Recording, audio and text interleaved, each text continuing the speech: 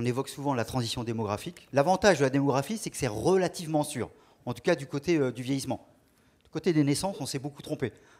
Finalement, en 10 ans, on a perdu 100 000 naissances par an. Donc c'est pas rien. Donc notre destin démographique, c'est vraiment un destin de vieux. C'est de moins en moins de jeunes et de plus en plus de gens âgés. Mais en tout cas, ce qu'on peut retenir, c'est que jamais dans l'histoire de France, mais globalement dans l'histoire du monde, on a fait face à autant de gens âgés. On va passer de 500 millions à 2 milliards de personnes de plus de 60 ans dans le monde entier. Et pour ce qui concerne la France, avant 2030, il y aura plus de gens de plus de 65 ans que de gens de moins de 20 ans. Donc c'est vraiment une transformation comme jamais.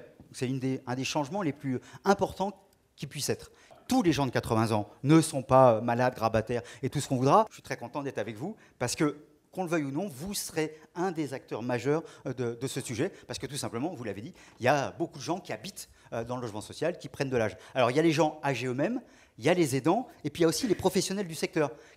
Il arrive que des auxiliaires de vie, des infirmières, tout ça, vivent aussi dans le logement social. Ce qui fait que si on prend l'ensemble, c'est à peu près 50% de la population, de votre population, qui est concernée peu ou prou par cette question du vieillissement. Le logement, c'est souvent justement, c'est le cœur de vie des gens, quoi. Ouais, très souvent, quand on rencontre quelqu'un, alors parfois on parle de son boulot et tout ça, mais assez vite on demande tu habites où?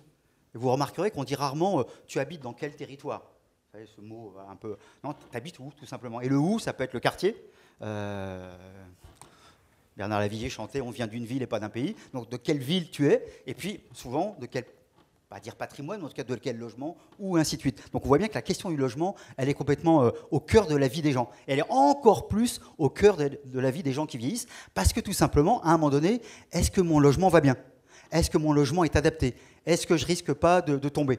Et donc, on revient à cette histoire l'adaptation, ma prime adapte. Si je reviens toujours sur le logement, ça sera aussi au cœur de la double transition. Parce que finalement, adapter le logement, on va dire d'un côté, il faudrait peut-être l'adapter au réchauffement, faire attention et tout ça, et de l'autre côté, l'adapter au risque de chute et autres. Donc on voit bien que, là encore, les deux éléments sont au même endroit. Le rêve de tous les Français, ou d'une grande majorité de Français, c'est mon petit pavillon avec mon petit jardin.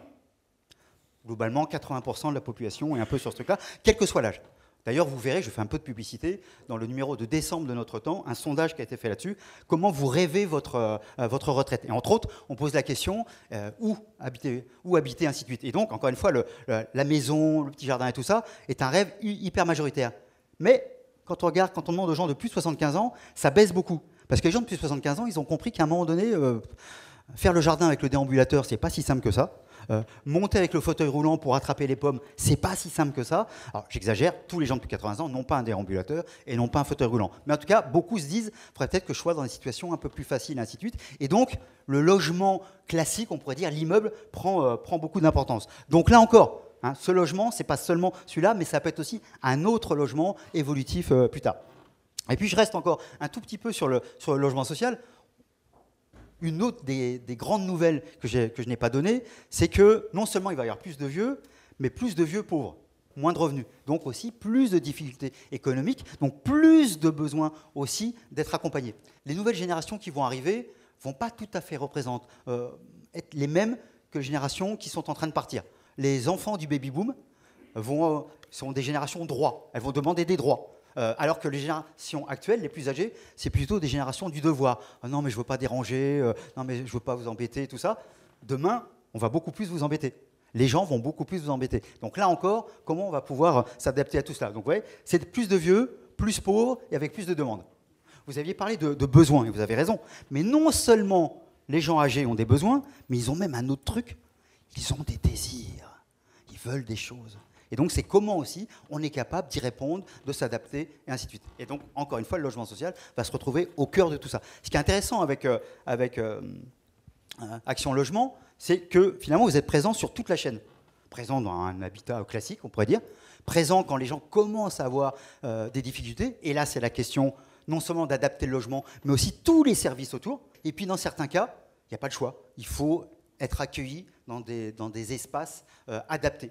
En particulier, je rappelle que 70% des entrées dans les maisons de retraite médicalisées, c'est lié à des bousculements neurologiques. Donc des gens qui ne peuvent pas vivre tout seuls, et ainsi de suite. Donc il y a besoin de les accueillir. Et de ce point de vue-là, merci Enéal, parce que là encore, on aura besoin, et les collectivités auront besoin d'être largement soutenues, parce qu'elles n'ont pas les moyens ni économiques, mais ni non plus nécessairement de compréhension toujours pour faire tout le job. Et donc, il y aura besoin aussi d'être soutenues. Et le fait que vous soyez sur toute la gamme est un élément extrêmement important, d'autant plus que du coup, ça veut dire que je suis dans un logement social, et on pourra me trouver une solution si jamais ça ne va pas bien.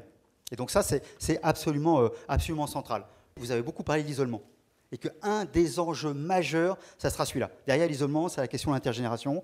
Derrière l'isolement, c'est comment aussi on construit des lieux de vie où justement il y ait toutes les générations qui sont là. Alors parfois, c'est des générations professionnelles, parce que voilà, c'est aussi mon métier d'accompagner les personnes. Puis parfois, c'est des générations juste qui y vivent. Et donc là encore, c'est absolument central. Et le monde HLM est un des rares secteurs où, de ce point de vue-là, il peut y avoir toutes les générations de manière assez naturelle, d'une certaine façon.